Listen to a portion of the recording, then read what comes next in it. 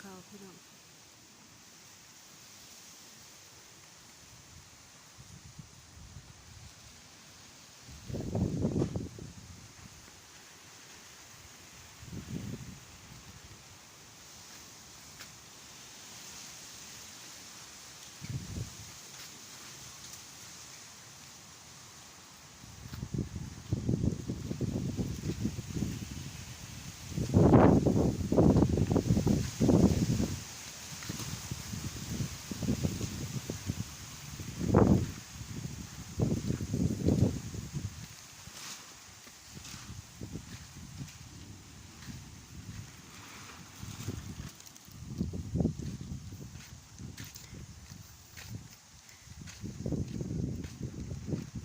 โอ้เปียดอย่าเด้อลำใหญ่นะเด้อ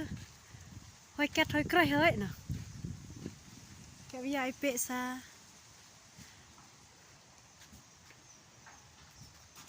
ฝนสิตกแดดออกลมแห้งแห้งพี่น้องเอ้ย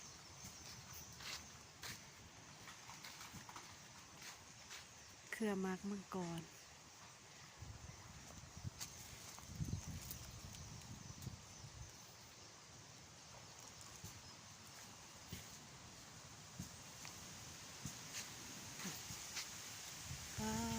ลมแห้งอีหลีแล้วว่ามื้อนี้พายุเขานะพี่น้องเนาะตาหยานแห้งแท้แห้งว่าเฮาหยานก็เลยมาเนาะไปเวียก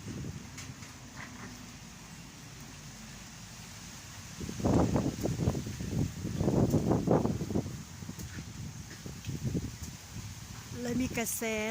ฝนมานำถ้าว่าบ่มีฝนบ่มีลมนี่เนาะฝนจะแห้งโลด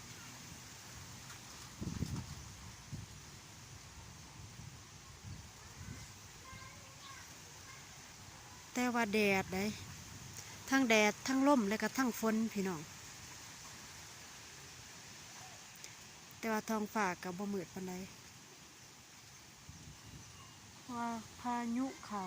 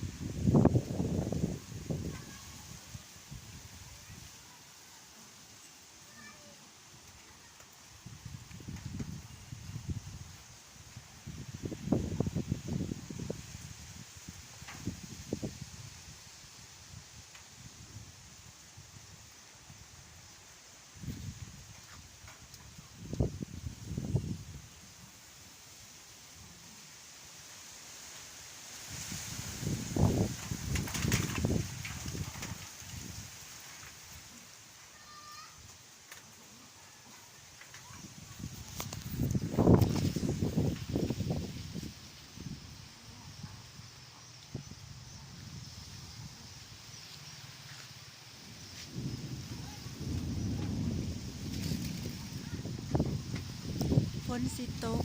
แต่ว่ามีลมมาตานแล้วพี่น้องก็เลยบ่ตกลมแห้งเป็นแห้งแต่ว่ากระแสฝนก็มานำได้แต่มันค่าลมก็เลยพัดไป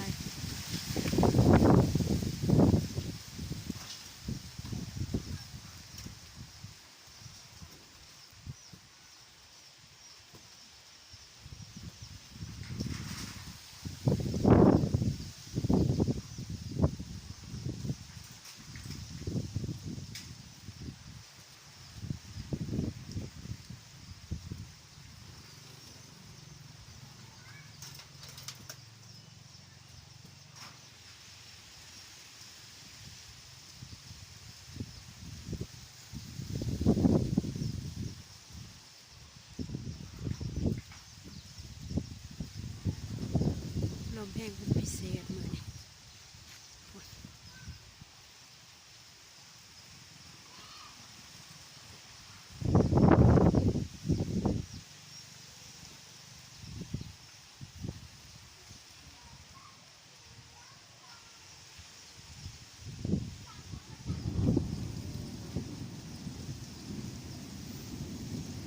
ฟ้าก็ห้อง